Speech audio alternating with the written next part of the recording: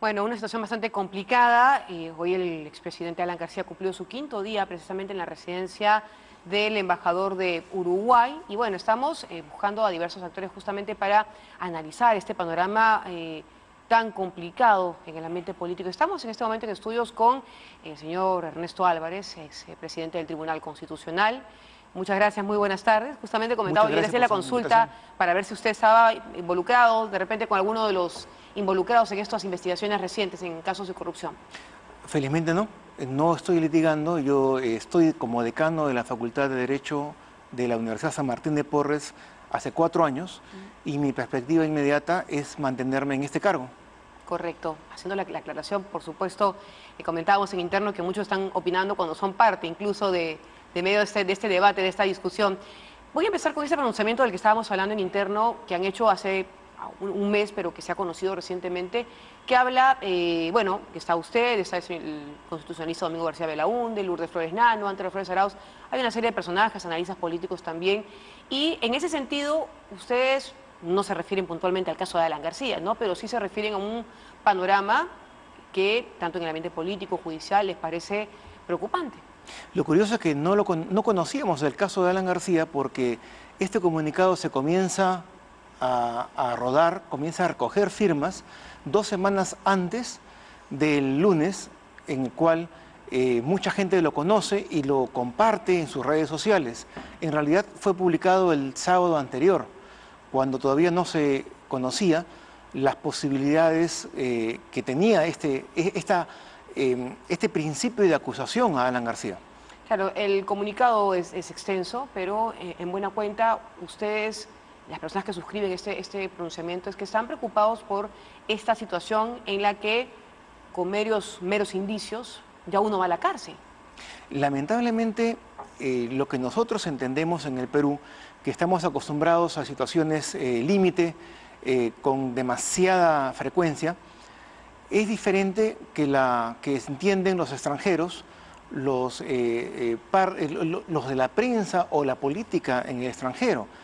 Resulta de que es difícil explicarles cómo es posible que sin acusación formal del Ministerio Público y sin proceso judicial, la líder o la lideresa de la oposición esté detenida en este momento sin en realidad conocer los cargos que se le imputan y sin haber podido sus abogados interrogar a los testigos o a los delatores que han corroborado algunos indicios de un fiscal. También sucedió en el caso del expresidente Ollantumala y Nadine Heredia. Son casos distintos, son panoramas Son distintos, pero en el fondo están englobados en la misma sentencia que expidió el Tribunal Constitucional en el caso Ollanta y Nadine, donde el Tribunal Constitucional, para no entrar en demasiados detalles, además no soy penalista, especifica claramente de que la detención preliminar, la prisión preventiva, es únicamente un arma muy excepcional de la justicia y que la regla general debe ser siempre defenderse de las acusaciones, inclusive del proceso judicial, en libertad. ¿Se está usando esta herramienta? Sí, definitivamente sí. Hay un abuso y es aplaudido por la opinión pública, que también está indignada porque durante muchos años ha campeado la impunidad.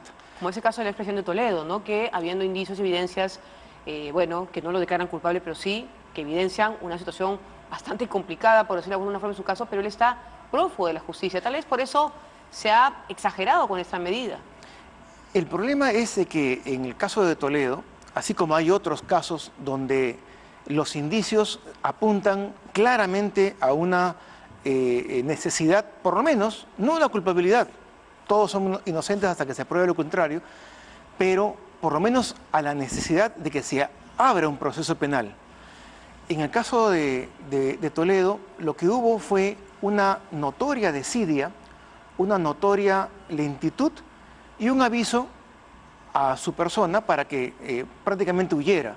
Ese caso es diferente por cuanto prácticamente el Ministerio Público ha podido digamos, cerrar el círculo de todos los indicios, corroborando no solamente el ingreso del dinero, el tráfico del mismo dinero, sino la misma culminación y la llegada al Perú del dinero.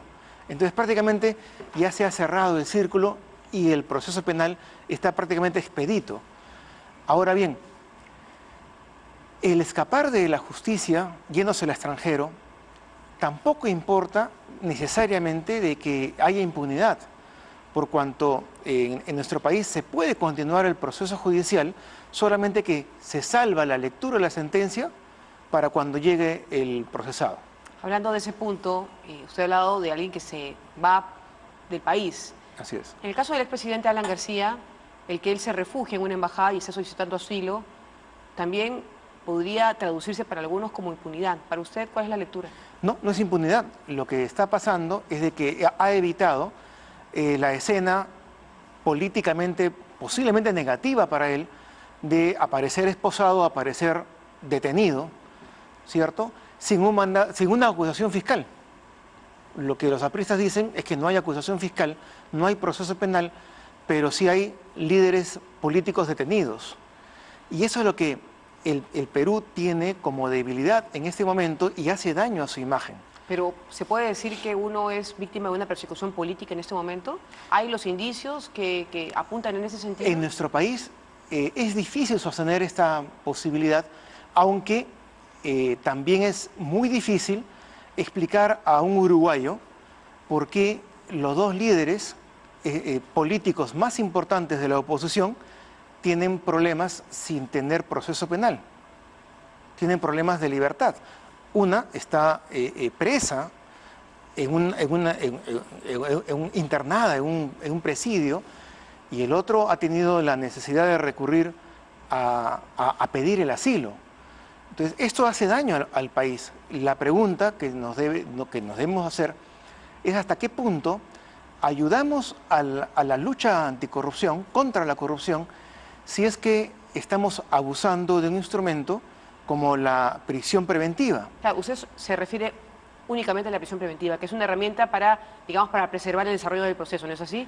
Pero tenemos otros casos en la región. Por ejemplo, el presidente Lula da Silva, no se puede comparar obviamente ambos casos, pero también se encuentra preso mientras se investiga. Pero Lula da Silva ha tenido una investigación, se le ha levantado la inmunidad, ha tenido un proceso, ha tenido sentencia, esta sentencia fue apelada y luego de la apelación ha sido detenido en una prisión.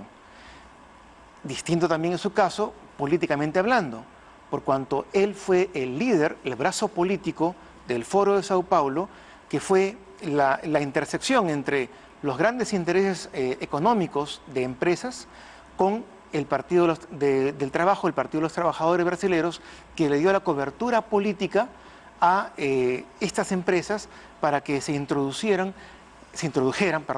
en Latinoamérica, en los gobiernos, en los regímenes latinoamericanos. Este megacaso de corrupción, esta trama de corrupción que parecía que había escalado en todos los niveles, en todos los gobiernos, no puede ser, o según usted, puede ser suficiente para llevar a la cárcel a líderes políticos como Keiko Fujimori, a expresidentes como Alan García Ollantumala. Si se los encuentra culpables, que vayan a la cárcel. Hasta el momento para usted porque no hay. Es necesario. Tiene que haber por lo menos una acusación fiscal, que es lo que dijo el Tribunal Constitucional. Si no hay una acusación formal y donde realmente se sopesen los indicios y se le puedan levantar los cargos por parte de la defensa judicial. Sin esta instancia, sin esta etapa, es muy difícil y muy comprometido para la misma imagen del Perú establecer prisión preventiva. Adicionalmente, tenemos el informe de la Comisión Interamericana de Derechos Humanos sobre el uso de la prisión preventiva en Latinoamérica y señala prácticamente con espanto la Comisión Interamericana de que no se puede hacer el uso que muchos regímenes están haciendo precisamente con aquellas personas que tienen no afinidad con los gobiernos. Aquí también hay una dosis de política, por cuanto, por ejemplo... Es inevitable, ¿no? Justamente hoy en el es tan grande el problema que no puede dejar de contaminarse con la política. Y ahí es donde se percibe de que hay otras personas vinculadas, por ejemplo, al mismo gobierno actual del Perú, incluso que han tenido la la posibilidad de ser visitados por el propio presidente en su casa, como el presidente Pablo Kuczynski, en el cual, a pesar de que haya evidencias muy concretas de posible corrupción, el presidente que se jacta de ser el abanderado de la lucha anticorrupción no ha tenido mayor problema en visitar su casa. Entonces, la lectura que puede hacer un extranjero, un gobierno extranjero o una cancillería extranjera es distinta a la que nosotros podemos percibir como peruanos frente a los medios de comunicación que nos explican con mayor detalle, con mayor detenimiento, las implicancias de uno y otro gesto. Claro, y en este caso es una decisión enteramente soberana de Uruguay, en el caso del asilo. Hoy en la jornada le quería preguntar justamente esto, tanto el presidente de la República como el ministro de Relaciones Exteriores han insistido en una frase. El expresidente Alan García está siendo procesado por delitos comunes y sostienen ellos que esto tiene que quedar claro para este país, para Uruguay, incluso lo han reiterado en la nota diplomática, ¿no? Primero, no está sometido a proceso. ¿Pero están adelantando opinión? No, sino que sencillamente no están siendo detallistas porque están diciendo que hay proceso cuando no hay proceso, no está sometido a proceso. Uno. Dos, todos los gobiernos dictatoriales, militares, comunistas, chavistas, dicen que los que piden asilo, sus ciudadanos que piden asilo, están acusados por delitos comunes. ¿No es cierto? Los líderes en Venezuela, los presos, incluso los que han sido ya torturados y fallecidos, también han sido acusados de delitos comunes. Es más, Haya de la Torre fue acusado por delitos comunes. O sea, una cosa es ser acusado y otra cosa es procesado. Hay una gran diferencia, ¿no? Una gran diferencia. Entonces, lo que tenemos que hacer es evitar polarizar al país, pienso yo, pero humildemente. es inevitable. Y tratar de esperar el momento adecuado para establecer un nivel de cierta culpabilidad. Para cerrar la entrevista, después de todo lo que hemos conversado, ¿usted cree que está justificado o no el asilo de Alan García? ¿O tiene que quedarse a responder a la justicia? A ver, por parte de él está justificado porque él, como político que es, no quiso la foto, el video encadenado, enmarrocado. Pero no había una orden de prisión preventiva.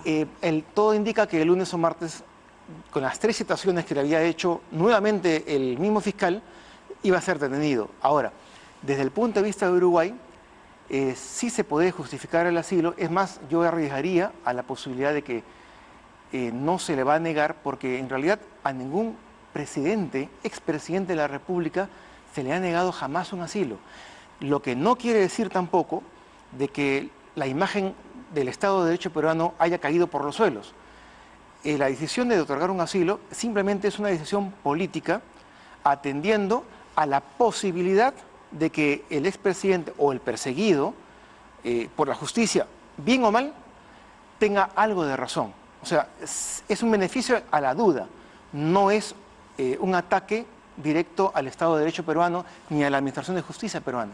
Correcto, muchas gracias Ernesto Álvarez, expresidente del Tribunal Constitucional. Vamos a continuar aquí en Canal N con informaciones, bueno, de este panorama.